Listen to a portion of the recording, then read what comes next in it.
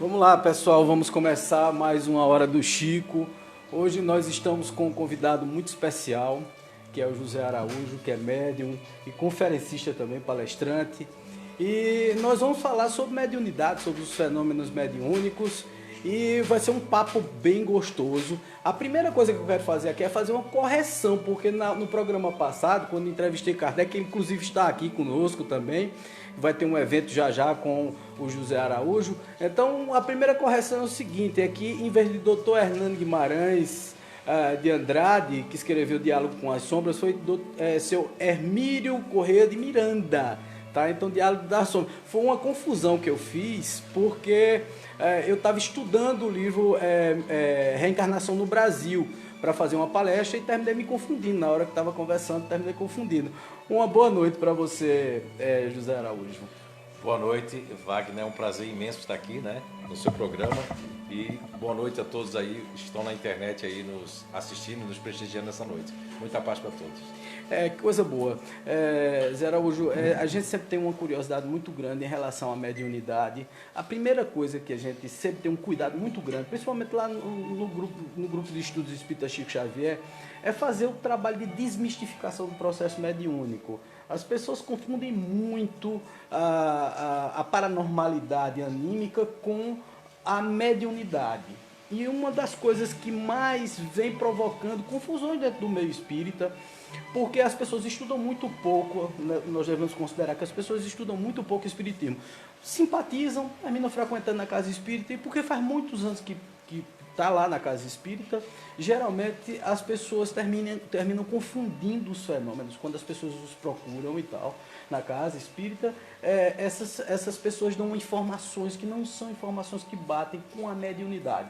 Tipo, você está com um irmãozinho, tipo, você tem mediunidade, como se mediunidade fosse detectável assim de uma forma tão fácil. Então eu gostaria que você já começasse batendo um papo em relação a isso diretamente. Por favor. Então, Wagner, olha, isso você falou uma grande verdade, que hoje a grande problemática dos iniciantes no espiritismo, como de alguns que já estão há um bom tempo no espiritismo, é essa mistificação que criou-se em torno, né, da ciência espírita. Bem, nós temos um maior tratado de mediunidade que existe hoje no planeta Terra, se chama Livro dos Médiuns. E no capítulo 14, no item, né, 159, Allan Kardec, ele traz ali para todos nós ali um complexo das mediunidades. Ele inicia no item 159 falando de que todos nós, em potencial, somos médiuns, né? Sei. Existe até que isso foi criado uma polêmica, né, em vários autores e inclusive pesquisadores no meio espírita, mas eu fico com a 159 querendo dizer o seguinte: nem todo mundo é um médium ostensivo. Agora, se pegarmos a lógica, vamos perceber que todos nós temos uma mediunidade, porque senão nós não sentimos intuição, nem inspiração e nem ajuda do mundo espiritual. Isso, com certeza. Agora, um vai ter menos, outro vai ter mais. E interessante que nesse capítulo 14 do Livro dos Médiuns, Allan Kardec também traz os tipos de mediunidade. Sim. Mas isso foi no século XIX. Se ele tivesse hoje aqui presente, não tivesse, né, os 14 anos de trabalho que ele teve, ele teria classificado novos tipos de mediunidade. E ninguém quer mexer nisso porque parece que é um tabu, ninguém pode mexer nisso. Por exemplo, eu consegui descobrir porque eu tenho a mediunidade e também tenho paranormalidade, que não tem nada a ver. As duas coisas. É medianímico, né? Isso, a psicometria que eu tenho é medianímica, então ela é uma coisa que eu percebo você pela psicometria, mas não preciso de espírito. A mediunidade precisa de um espírito desencarnado e um espírito encarnado. Na paranormalidade da psicometria, entre outras que existe a pessoa que consegue, ela tem ela consegue fazer uma telepatia com outra pessoa, né? Canais telepáticos. Existem vários outros tipos de paranormalidades que não são, na verdade, mediúnicas. São realmente anímicas. Do organismo da pessoa. Agora, essa questão de que a pessoa faz assim, você é médium? Olha, eu discordo. Eu já conversei com o Divaldo, não tive a oportunidade de conversar com o Chico, mas já perguntei a Divaldo e outros. Ninguém consegue ver a mediunidade de outro. Por exemplo, eu tenho mediunidade ostensiva diversas. Nunca percebi se uma pessoa é médium. É médium. Agora, dá para perceber se você está doente, dá para perceber outras coisas. Agora, sim, mediunidade não se detecta. Não existe detector de mediunidade. Uhum. Então, isso é um grande erro e prejudicial, porque você prejudica outra pessoa. Lógico. Ao dizer assim, se você não desenvolver a mediunidade, você vai sofrer. Aí a pessoa põe aquilo na cabeça, nem desenvolve, mas também sofre. Exatamente. Mas ela mesmo se faz sofrer, né? Zé Araújo está aqui em Caruaru. Zé Araújo é do Recife, né? Inclusive você mora fora, porque foi Kardec que me falou sobre isso. Você é do Recife ou é de lá? Olha, eu sou do mundo, né? Agora, eu sou do mundo, sou de todas as etnias, né? Sim, sejam indígenas, africanas, sejam europeias, japoneses. Não é de canto nenhum, né? Não sou de canto nenhum, né? Realmente, meu planeta está muito longe daqui. Sei. Mas eu nasci em Recife, Pernambuco, né? Meu pai é uma pessoa do interior, né? Sei. Uma pessoa sertaneja, e minha mãe da cidade, né? Uhum. Então eu sou da família de 5 filhos, eu sou o segundo, né? Sei. E já estou há praticamente 25 anos fora de Pernambuco, do Nordeste. Moro em Santa Catarina, Blumenau, mas não esqueço as raízes, né? E de onde eu vim, o que passei, né? Com certeza, isso é uma coisa maravilhosa. Me diga uma coisa, Zé, como foi que despertou essa sua mediunidade? Quando você começou a perceber a sua mediunidade? Porque é até muito importante a gente entender quais são os mecanismos que levam à percepção da mediunidade. Nós sabemos que, por exemplo, Chico Xavier, desde criança, logo lá em idade impúber, muito novinho, ele já começou a perceber, porque ele via espíritos e tal.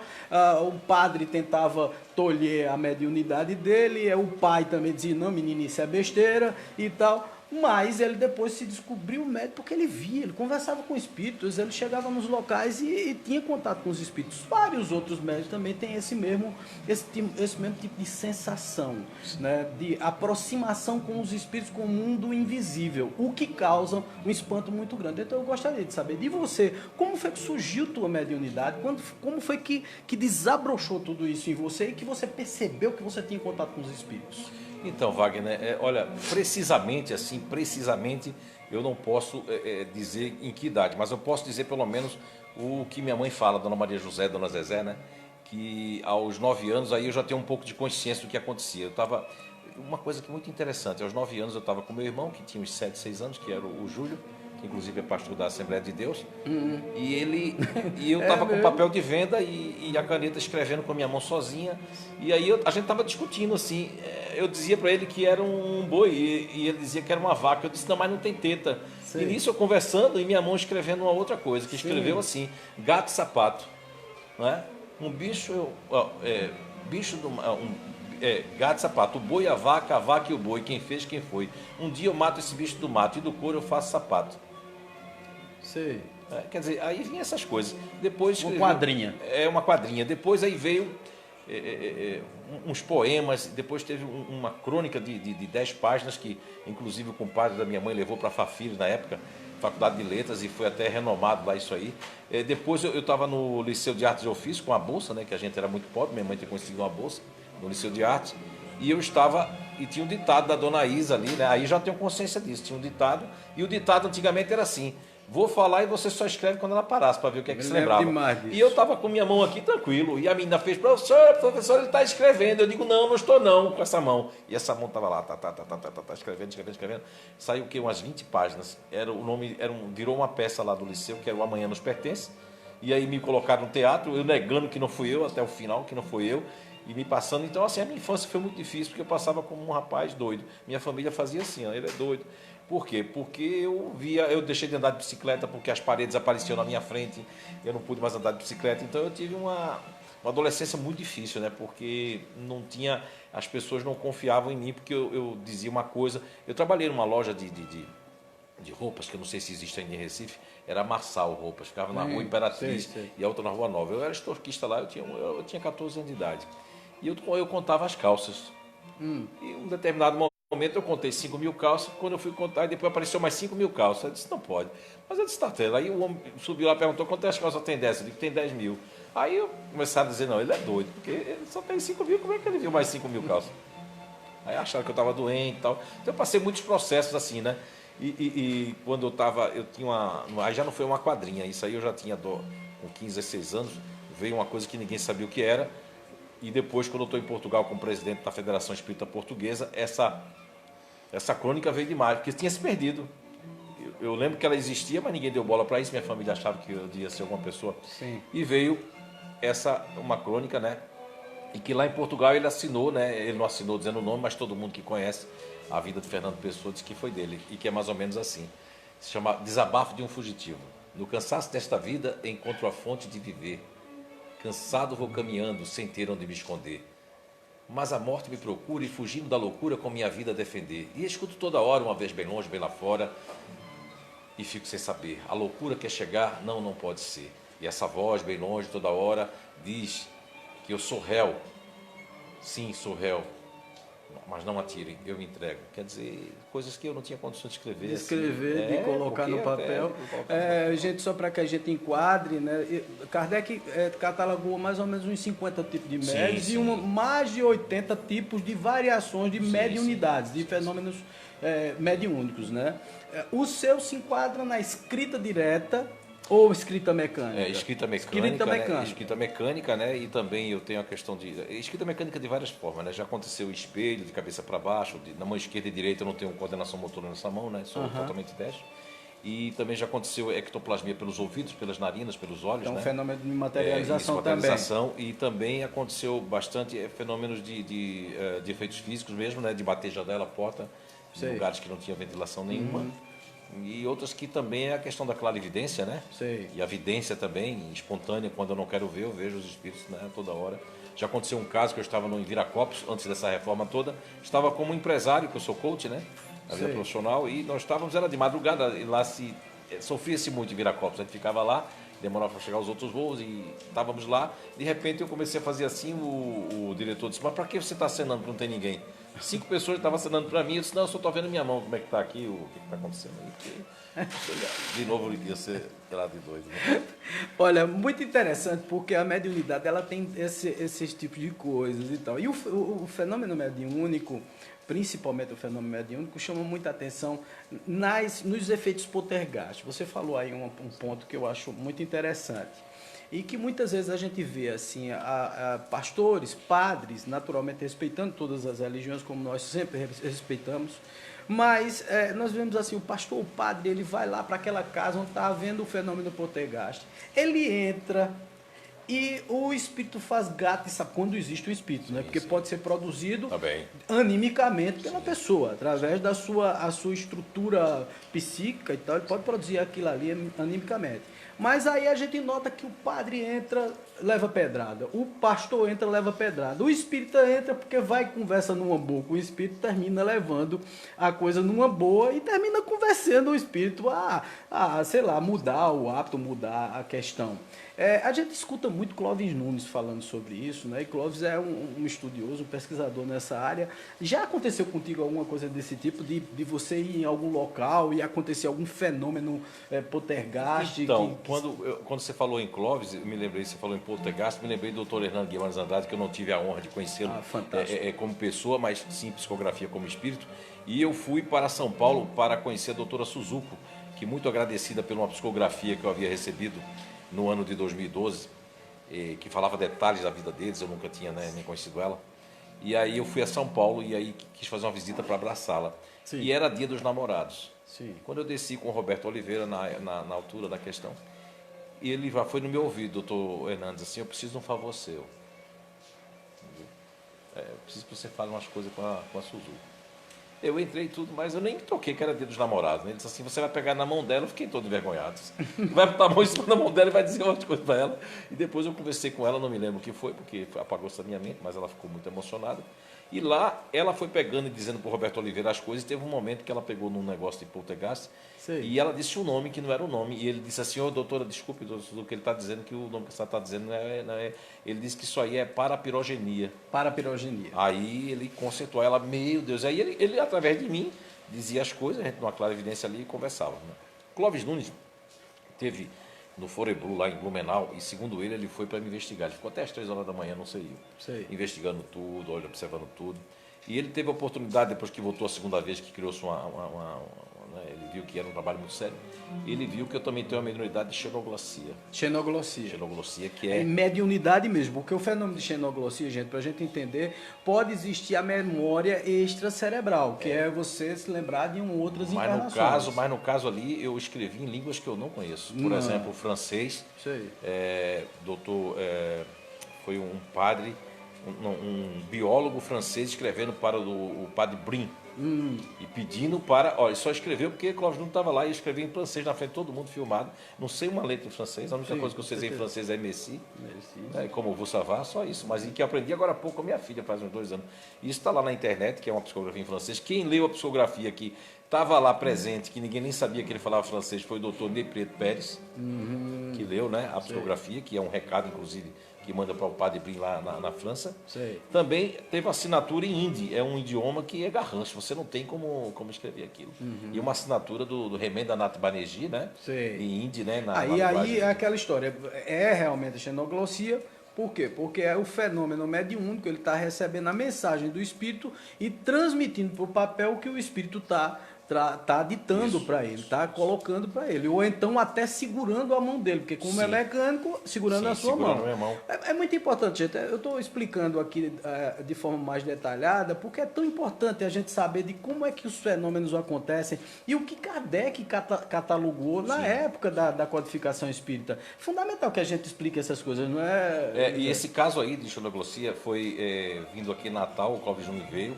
Foi em cartório, esses 2 cientistas que moram, se não me engano, em Fortaleza, foram lá e também deram seus depoimentos, que era uma assinatura totalmente, porque assim não tem como, nem que se eu treinasse aquilo ali 20 anos eu não ia conseguir fazer, porque primeiro que eu tenho uma coordenação motora muito frágil, né? No exame de psicotécnico, só para você saber, eu levei nota pior, assim, a coordenação motora horrível e ainda botou assim uma observação, pode ser louco. Até isso, o psicotécnico eu passei como louco. Veja só, é um título que eu vou ficar pro resto da vida. É isso que eu costumo sempre dizer. A mediunidade ela tem características bem específicas, né? A mediunidade só se dá através da comunicação com o espírito, através do médium. O médium ele é o canal pelo qual o espírito se comunica. Isso é fantástico, é maravilhoso e você trabalha também com qualquer outro tipo de mediunidade, a parte cura, curas espirituais. Sim. A gente trabalhou não sei se é uma especialidade, mas que eu notei aos anos, já quando eu era criança também, já posso falar, que minha mãe trazia para eu botar a mão nas feridas das pessoas. Até no CI houve muitas curas de feridas abertas com passe de sopro. Porque eu não sinto o cheiro. No momento que eu estou ali mediunizado, todo o odor que pode ser... Eu já fechei muita ferida com bactérias, pessoas que nos hospitais não fechavam, né, através e tinham merecimento, e junto com a espiritualidade, com os índios. Eu também tenho a mediunidade de transfiguração total, onde eu fiquei já com 1 metro, segundo todo mundo saiu, que eu confio, que fiquei com 1,95 m, 1,98 m, recebendo o espírito da Segunda Guerra chamado Dr. Frederick von Stein, não é? E você vê que na xenoglossia, eu tenho uma língua que eu falo muito bem, escrevo nela também, e leio, que é o alemão, que eu aprendi em Blumenau. Nessa nunca veio psicografia. Agora, veio psicografia em inglês, que é uma língua que hoje em dia eu estou estudando porque eu viajo muito, mas tem uma dificuldade, então eu não tenho nenhuma memória extracerebral, porque eu tenho uma dificuldade de aprender inglês. Eu ouvi na altura ali em 2012, o Dr. Ian Stevenson fez umas 3 ou 4 psicografias para o Dr. Jim Tucker lá nos Estados Unidos, na Virgínia, né? Então, uma psicografia bem celere lá, que tem para todo mundo ver. Então, são coisas que eu não pedi para ser médio, sabe? Eu gosto muito de deixar isso bem claro. Eu sou médio nas horas vagas, né? Sou uma pessoa que trabalho muito, né? Tenho muito filho para criar. Estou com 6 netos para dar para ajudar aí. Gente, vocês podem fazer perguntas, tá? Para o José Araújo. Ele está aqui exatamente para isso. A gente está batendo um papo. Inclusive, só não pergunta o número da Mega Sena, essa ele não sabe. Os espíritos não passam esse tipo de... Se chama informação inútil. Então o espírito não passa esse tipo de coisa não, né? Sim, quer dizer, aqueles prestidigitadores, né? aqueles enganadores, eles terminam... fazendo esse tipo de previsão, mas isso não é a previsão não é a mediunidade de uma pessoa séria, né? Então qualquer um, vocês podem perguntar, vocês podem elaborar as perguntas de vocês, que nós estamos aqui. Daqui a pouco, inclusive, o José Araújo vai estar numa palestra, né, no Hotel Maísa para participar. Apenas você tem que levar 2 quilos de alimento, não, 1 quilo de alimento não perecível, mas se quiser levar 2 quilos, pode levar também, tá? A gente aceita lá, né? Isso, levam para você e o espírito está acompanhando você. É o espírito que está acompanhando você, exatamente. É uma dupla, né? Então, o interessante, Zé Araújo, nós percebemos também que os fenômenos dentro das casas espíritas, eles estão sendo tratados assim de uma forma muito exclusivista. a gente percebe muito que algumas entidades que se aproximam e que começam a dar suas mensagens, a transmitir suas mensagens, as pessoas taxam logo de anímico, porque, sei lá, se aproxima um espírito que não é tão comum, dizendo que é um ET ou que é porque tem acontecido isso no Brasil inteiro, essa coisa tem se alastrado, não se sabe se isso, aí eu queria sua opinião, não se sabe se isso é uma coisa séria, mas existem espíritos de ETs, existem espíritos de pretos velhos, existem espíritos de elementares e tal, então, quer dizer, eu queria saber de você, qual é a tua opinião em relação a isso? Olha, Wagner, em primeiro lugar, nós somos o que pensamos, né? Eu penso o seguinte, eu não julgo a ninguém, mas penso assim que o que acontece hoje no movimento espírita não é na ciência espírita, porque o movimento espírita é feito movimento espírita de pessoas, exatamente, pessoas. Muito bom. Eu percebo que quando um dirigente, um presidente de uma casa espírita, uma pessoa que está ali no meio, vou falar primeiro de um lado, né? Que é esse lado que dizia o nosso, né? O nosso saudoso Alamar Regis de Carvalho, que é casa espírita sem espíritos. Aí existe esse lado primeiro que eu quero falar. Tem mesmo. Que ninguém pode receber uma entidade, nem dizer o nome de um espírito assim ou assim assado, porque já fica até difícil. E isso cria um pieguismo. Como eu escutei muitas vezes de volta falar, que é um pieguismo, que aí a pessoa não fala porque os outros vão dizer. Já existe uma negatividade do próprio médium que já é, inclusive, tolhido, porque ele não vai conseguir expressar aquilo que está vindo. Porque assim, esse é um lado, que é realmente o dirigente ou aquela pessoa mais antiga da casa não tem uma mediunidade ostensiva, veio com outros tipos de mediunidade, que é da caridade moral, como diz o Evangelho segundo o Espiritismo da irmã Rosália, caridade moral, caridade, né, e caridade material. Agora, existe outro lado também, que é o outro lado dos novos integrantes do espiritismo, da mídia, das pessoas que têm uma tendência, uma predisposição mística muito grande. Então aí tem gente recebendo um ET de outro planeta. E assim, o nosso planeta Terra é um planeta que tem recebido ajuda. Nós temos em várias questões aí, se nós formos ler a questão 17 e 18 do Livro dos Espíritos, nós vamos lá na 17, onde Kardec pergunta se a gente vai saber de tudo, porque é ocultado algumas coisas de nós, e está lá a resposta que nós não estamos preparados. Na 17 e 18 nos mostra que nós não estamos preparados para realmente avançar em todos os mistérios, porque nós não temos compreensão. Não conseguimos alguns compreender. Quando chegarem no mundo espiritual, e outros. Então, quando a gente não tem essa compreensão, o que é que a gente faz? A gente faz o espiritismo à la Vantu, ou seja, ao meu jeito. Meu prazer. Meu prazer, que é o que eu penso, eu acredito naquilo, e coloco. Aí vem aquelas pessoas que têm aquilo que diz a questão 456 e 459 do Livro dos Espíritos, que fala sobre que os espíritos só dão atenção àquilo que também lhes atrai. E que os espíritos sabem até o que a gente pensa. Então, se eles sabem o que a gente pensa e dá atenção que atrai, o que é que faz? Eles vão estar com aquelas pessoas. E os espíritos podem se passar por ET, podem se passar por elementares. Os elementares, eu sei que na mata eu já tive essa experiência com a Maria Florzinha. E eu achava que era um conto da minha avó, um conto indígena, mas eu tive essa experiência já dentro da mata, né, por ter essa mediunidade indígena, tanto que eu já recebi um índio e disseram que meu berço veio aqui e eu fiquei com 1,50 m, 1,40 m e pouco de altura, né? E eles sentiam na sala o chocalho e tudo mais. E eu acredito que toda mediunidade é bem-vinda. Não estou desconsiderando que a pessoa deixe de ver elementares, não. Mas você tem que pensar, como muita gente condena, receber os orixás, receber preto velho, é uma maravilha. Olha, todos nós somos espíritos. Nós estamos aqui para condenar, tudo é válido, tudo é válido. Todo tipo de terapia, todo tipo de ajuda é maravilhosa. Foi para ajudar, foi nós por somos bem, um planeta de 8 bilhões encarnados. Imagina que André Luiz fala lá no Mundo Maior, é aquele outro livro lá que tem 3 vezes então, você vai fazer 3 vezes 8, 24. Temos 24. São 24 bilhões de espíritos desencarnados. Fora dos outros mundos do planeta, né? Exatamente, fora dos outros planetas. Que é exatamente esse o grande que da questão, né? A gente tem vários espíritos. Os espíritos, inclusive, nós viemos. Agora, sabe o que é importante? Desculpa.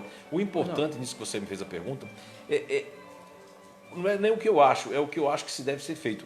Tanto aqueles que são muito rígidos demais, e tanto aqueles que são demais, tem que buscar o equilíbrio. O equilíbrio, o meio. E primeiro, sentir, é isso realmente que eu estou sentindo, porque os espíritos bons se aproximam quando a gente está fazendo a coisa certa e eles se afastam quando a gente está fazendo as coisas erradas. O que é que eu tenho sentido? Se eu sou uma pessoa desequilibrada, a minha vida está desequilibrada, tem uma coisa errada. E me diga uma coisa, o que é que você acha dessa questão das práticas mediúnicas dentro da casa espírita e fora da casa espírita?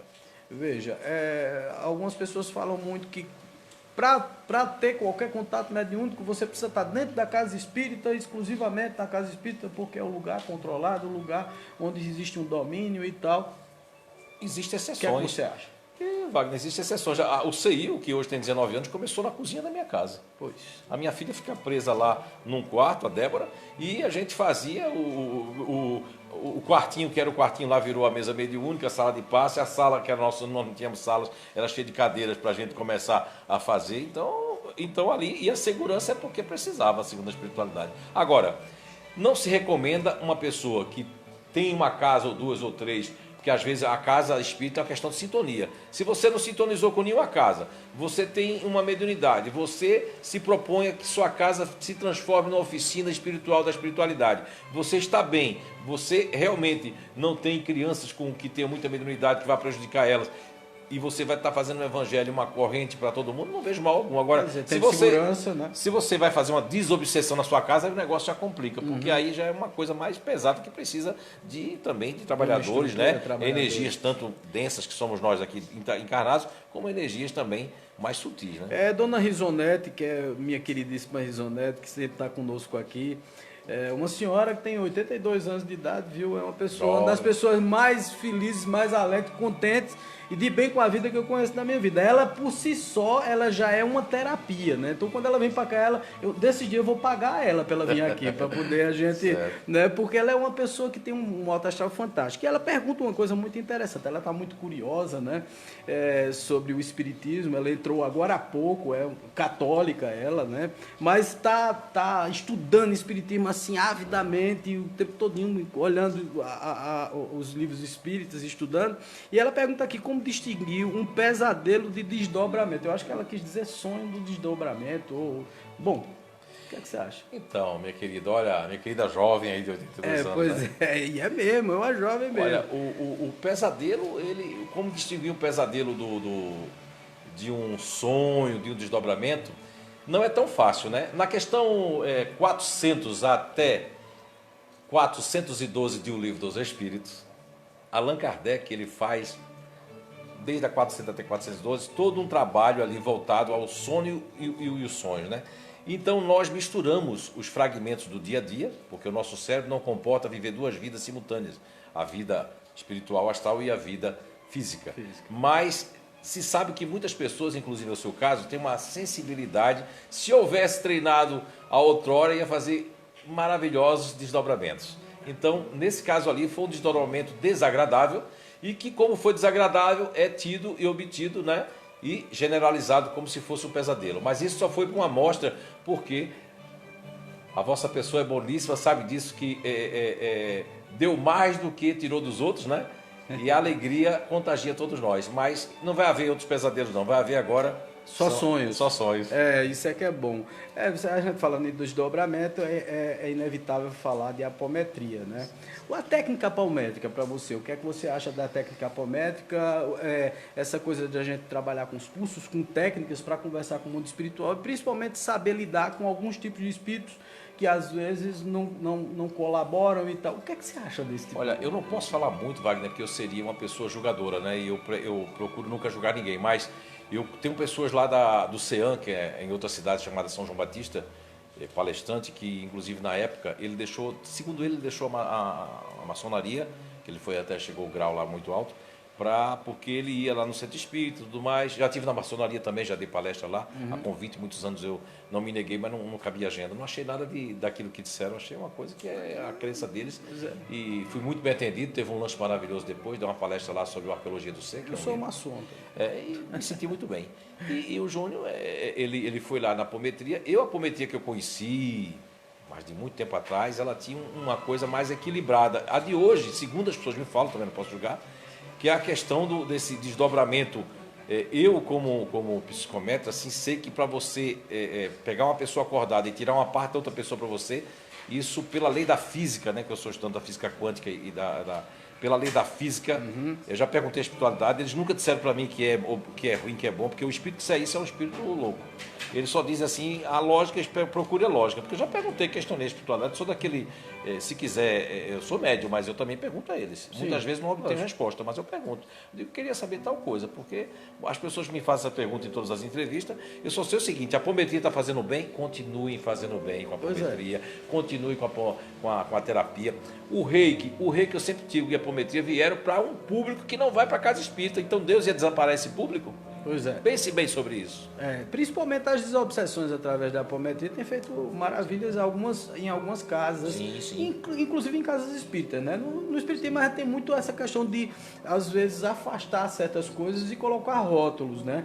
E é muito importante que a comunidade espírita, na realidade, o movimento espírita, que é diferente do espiritismo, a ciência espírita, Kardec sempre teve a mente extremamente aberta para estudar tudo, né? Tudo que passasse na frente, ele ia estudar, naturalmente, com critério, para ver o que era certo, o que era correto, o que dava para ser estudado e o que não dava para ser estudado. Eu acho que isso é fundamental. A gente precisa abrir a mente para muitas coisas que existem no mundo e tal, e até absorver, porque é aquela história do público que você terminou de dizer, né? Quer dizer, algumas pessoas se dão muito bem sei lá, a Umbanda, outro com Candomblé, outro com a Quimbanda, outro com... Uma questão de sintonia, né? Uma questão sintonia, de sintonia. De grau evolutivo. Outros são desobsidiados dentro do templo protestante, né? Da casa católica, carismática. Então, quer dizer, eu acho que isso vai muito dessa adaptação de cada espírito evolutivo, né? O espírito que vai evoluir ali. Eu acho que essa é a base de tudo, não é, José? Olha, sim, porque é uma questão de sintonia, né? Como música, uns gostam de sertanejo, outros de rock, então essa questão energética, essa questão espiritual, da busca, né? Você vê que minha família tem uma parte muito católica, uma parte muito protestante. Eu sou um dos poucos espíritas que existe na família. Dos meus irmãos mesmo do clã familiar, eu sou o único, né? E digo que não vou estar fazendo a cabeça do meu irmão que é pastor da Assembleia de Deus, nem da minha mãe que é católica apostólica romana, nem do meu irmão lá que não tem nenhuma religião e o outro que acredita em tudo, para que eles possam gostar, sentir o que eu sinto e perceber o que eu percebo. Eu acredito que é uma questão de sintonia mesmo. Uma questão de sintonia. O importante é se sentir bem e estar fazendo bem. O restante é só críticas e julgamentos, infelizmente. Eu acho que isso aqui é o grande lance. Então, vamos divulgar o nosso evento, né? Eu já digo como nosso, né? Já coloco como nosso, porque eu me sinto parte disso tudo. A gente sempre, quando tá empolgado, querendo que as coisas aconteçam. Eu tenho 32 anos de espiritismo, né? Eu comecei espiritismo em 1988. Né? Então, 33 vamos para ir para 33 anos de espiritismo. E eu sempre tive essa coisa de me apaixonar pelo espiritismo. Né? Lógico, a gente se distancia, passa um bocado de tempo distante, tal, fazendo a nossa vida material, né? Sim. E aí chega um certo ponto que cai a ficha, né? E a gente diz assim, poxa, precisa ser feita a reforma íntima urgentemente para que tudo funcione de forma adequada. Então, vamos divulgar o que vai acontecer na sua palestra já, daqui a alguns minutos. Então, Wagner, todo mundo aí que está nos assistindo agora, daqui a pouco nós vamos ter o workshop, a energia de cada um de nós. A proposta é colocar também 3 tipos básicos, né, de energia, que é a energia ativa, que é uma energia que deixa as pessoas para cima, a energia emocional, que é aquela que prende as pessoas, que também faz uma terapia de puxar o que tem de ruim das pessoas, e a energia racional, que é fria, que é mais com uma corrente centrípeta, que faz com que use mais a racionalidade das pessoas e traga o pé no chão. Então vamos falar também de absorção energética e dos campos energéticos, enfim. Vai ser uma experiência muito agradável aqui em Caruaru, no Maísa Hotel. Já estamos um pouco atrasados, né? Já estamos atrasados. Mas estamos indo para lá. Estamos chegando lá já. Com certeza. Zé Araújo, eu queria agradecer demais a tua presença aqui no Grupo de Estudos Espíritas Chico Xavier, aqui no SEC, onde nós estamos fazendo as gravações.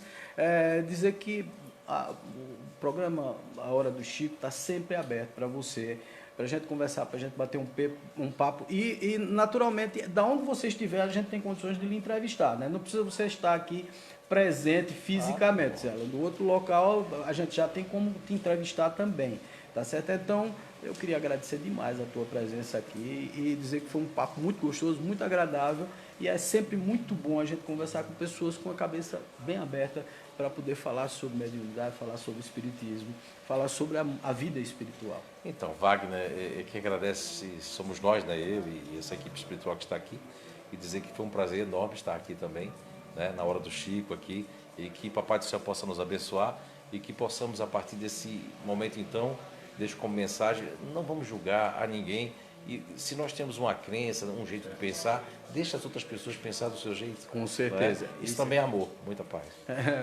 Gente, um beijo no coração de vocês, muito obrigado pela atenção de vocês e sempre lembrando a agenda lá do Grupo de Estudos Espíritas Chico Xavier. Na segunda-feira nós temos o nosso hospital espiritual, que é o tratamento magnético, que todo mundo já sabe, já conhece. A partir das 18 horas nós estamos lá, ficamos até o final da noite atendendo as pessoas no nosso hospital espiritual através do tratamento do magnetismo. Na terça-feira nós temos o estudo do livro No Mundo Maior, de André Luiz, psicografado por Francisco Cândido Xavier, o nosso querido Sérgio Murilo, que assume o estudo. Na quarta-feira nós começamos muito cedo, começamos a partir de 9 horas da manhã, fazendo o nosso atendimento fraterno. Às 2 horas nós temos palestra, às 15 horas nós temos mais tratamento magnético, às 19 horas nós temos o ED, o Estudo Sistematizado da Doutrina Espírita, às 20 horas nós temos palestra e às 21 horas mais tratamento magnético. A quarta-feira é de magnetismo e de boas energias, né? Quer dizer, todos os dias são. Na quinta-feira nós temos o estudo do Livro dos Espíritos com Renato Cabral, às 8 horas da noite. Na sexta nós não temos atividade no Chico, estamos sem atividade por enquanto, e no sábado nós temos a palestra à noite às 20 horas. Então, um beijo no coração de vocês, muito obrigado, paz e luz para todo mundo. Forte abraço.